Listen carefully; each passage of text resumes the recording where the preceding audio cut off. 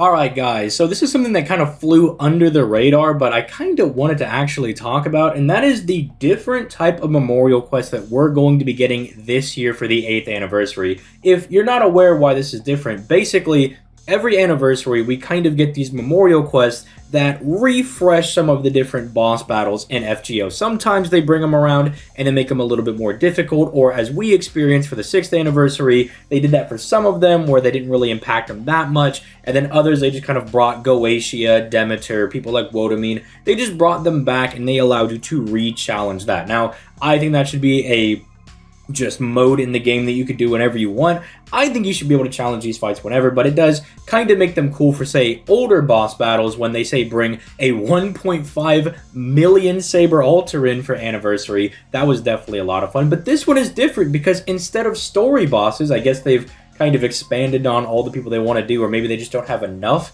that they feel would be super memorable guys. They're actually doing event memorial quests, right? Which I think is really cool because they haven't done that before. And so I kind of wanted to go over that and just discuss, like what some of these different event bosses might look like, and which ones might be a little bit harder and which ones might be a little bit more difficult, I suppose. But before we begin, if you have not already, make sure you leave a like in the video and you subscribe to the channel for that sweet daily FGO content where your boy is going to make sure that you are informed on all that's going on both the NA and JP version of the game. Although there's not a lot going on NA right as I speak. Like, I was expecting Neurofest or Hunting Quest something, and we ain't got nothing. But anyway, we'll talk about that in a different video. But regardless, let's talk about some of these memorial quests. Now, the interesting thing is that the original Christmas 2016 event over here with, Jalter Lily doesn't appear to actually have a challenge quest, but it looks like they did get one on the rerun, and that's where you go ahead and you fight,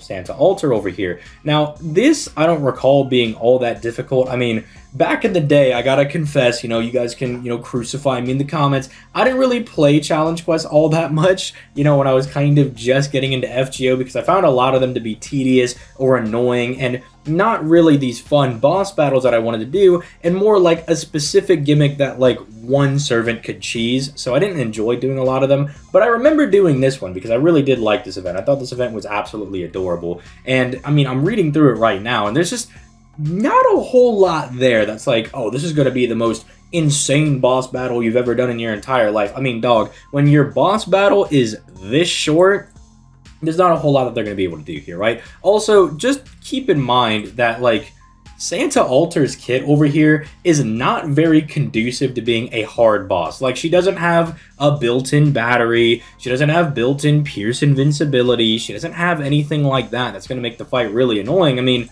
her kit's really simple, right? And when the bosses heal themselves with these, they flat heal themselves for that. So, like, giving yourself a 3,500 heal when you have 2,000 HP, or 200,000 HP, my bad, that's not really going to do anything for her, right? Like, I don't think this is going to be all that difficult, right? So this one I think is going to be a little bit of a wash. Dead Heat Summer, this is one that I'm really curious to see what they're going to do because there's like 10 of these, right? We have 5 different challenge quests for, whatever the event over here, and then we have 5 more for the second part of the event, right? We have all these different ones. Now, I don't know for this one they're just going to make, say, a large, Rider Ishtar, and we have to fight that, and maybe they'll incorporate some gimmicks. Again, they did do that for Saber Altar, right, when they did the 1.5 million Saber Altar boss, so maybe instead of trying to rummage through everything over here, maybe they will just make a really big, Rider Ishtar, which, again, I don't think will be all that difficult. Like, Rider Ishtar she does have a dodge and like an invul skill. Like, she can keep herself alive. That can be a little bit annoying. She does have a battery skill, but it's not like, say, when you fight, what's his name? Amakusa in Shimosa, right? Where he has the AoE, remove all of your buffs on his NP every time he fires his own NP, right? He's not just going to yeet all of your stuff and just eliminate your entire front line. Like, she shouldn't be all that difficult. But, I'm ready to eat my words when the Memorial Quest comes out and Rider Ishtar is like the hardest boss in the game or something ridiculous like that. Then we have the Sakamoto Ryoma Guda Guda event over here, and this was the Mao Nobu one. Well, not the Mao Nobu one, but the Nobunaga one. This one, when I did it, it kind of just blitzed through it. I used Jalter when I did this originally, and I remember it was a very tight run, but I got it done on my first try because I just didn't want to deal with her changing classes all over the place. And even now, if they want to do that same gimmick, we have Draco in the game. Draco is really good for something like this because, you know, you would normally use a Berserker if you don't want to be annoyed going through all the different class changes. But Draco not only is super effective against all of them, like, well, you know, quote unquote super effective, right? I know someone's going to be like, well, actually, it's like a 1.5 times buff. Super effective. Humor me on that one, right? But then she also takes resisted damage from, you know, all of these classes, the main 7 Knight classes. So I think she'll be really good for taking on this boss. And again, not something that I'm expecting to be super difficult. But then again, as we have seen with, if you guys remember the Road to Lost Belt 7 battles, where they would take some of the Lost Belt 7 fights, and then they would massively gas them up, taking Zhang Yu from like a 300k opponent to then being like 1.5 million, and you got like pots for doing it, right? They could do something like that. They could be like, all right, 500k, 500k, a mil, and then it'd definitely be a little bit more difficult. But again, something with, I keep wanting to say Mao Nobu, but with normal Nobu over here, is that she doesn't have like the craziest kit, even with her buff. That's going to make her super annoying. Yeah, this will technically translate into her charging her own gauge, but again, not a whole lot of annoying things, or she's going to be like removing your buffs, or she's going to be piercing your invincibility. And even if she was, like I mentioned, Draco, who's really good for this style of fight, you know, can be paired with Castoria as an art servant, and Castoria gives you solemn defense, and so that's not really going to be a whole lot of a issue for someone like Draco, I think, for this fight.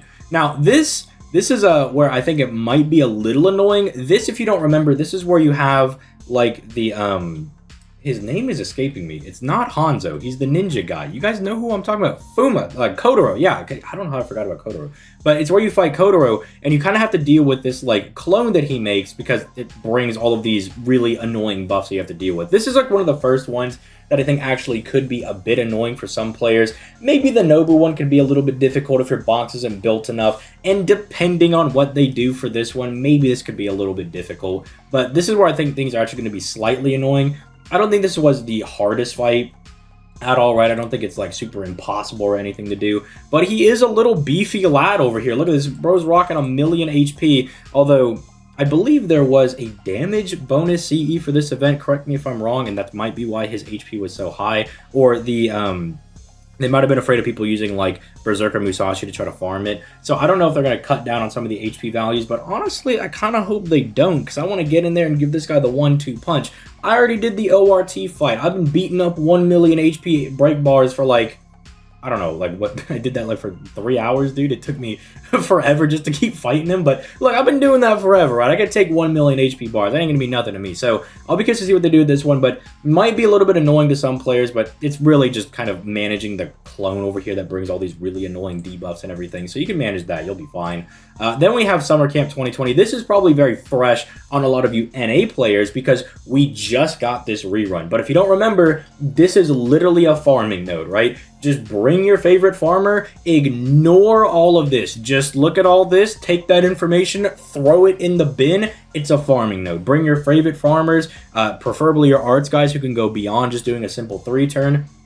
And just let them go Hamtaro in here, right? I think I used, what, Berserker Musashi on stream to beat this, not but a couple of months ago when this was around, and I mean, it was a little tight. You know, the farming, when you try to farm this one, it can be a little tight sometimes, but it's not all that difficult. Trust me, it'll be fine. Like this is probably going to be one of the easier ones, unless they tighten it up and they make it a bit more difficult. Or maybe they just want it to be a farming node for the meme, who knows? This is the Karen one over here, right? This one, I have to, okay, don't kill me in the comments, right? Don't kill me in a video game. Don't game end me. I actually didn't do this one because I came in, I looked at all this, and I was like, dude, I don't want to read all this, and I just did not do it. So I really can't comment too much on it, but I have seen some runs on it, and it does look a little bit annoying. So I'm sure you can look in the Discord, or you can look in the comments down below, or you can try to reach out to me on like my Twitch when I stream every weekday at 6 p.m. Eastern Standard Time. I could probably give you some hits if you're like, hey man, I'm having a real hard time because all my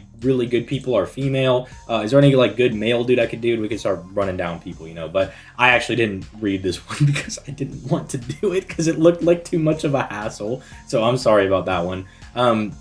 Then finally, though, we have the Sea Monster Crisis, and this one I'm also remiss to admit, I didn't really even play this event, I'm not even gonna lie. I really started playing it like the last 2-3 days that it came out because I saw that Morgan was in the event, and so I'm not gonna lie, I also have no idea what this one's going to be. I don't know if they're gonna tighten this one up or anything, but there looks like there's a lot here, so you read this in your free time and do your homework on that one. But I think it is interesting, at the very least, that they're doing event memorial quests now, because they've never done it in the past. Like, 8th anniversary seems to be a lot of very first-time things that they're doing. Like, it's the first time they're collaborating with a different creator outside of FGO. Like, aside from the voice actors and the various people that are involved with it now, instead of doing story bosses, which I know I was kind of, like, memeing earlier and saying, like, oh, well, then maybe they don't have enough people, but they definitely could throw some stuff together between all the different Lost Belts and everything.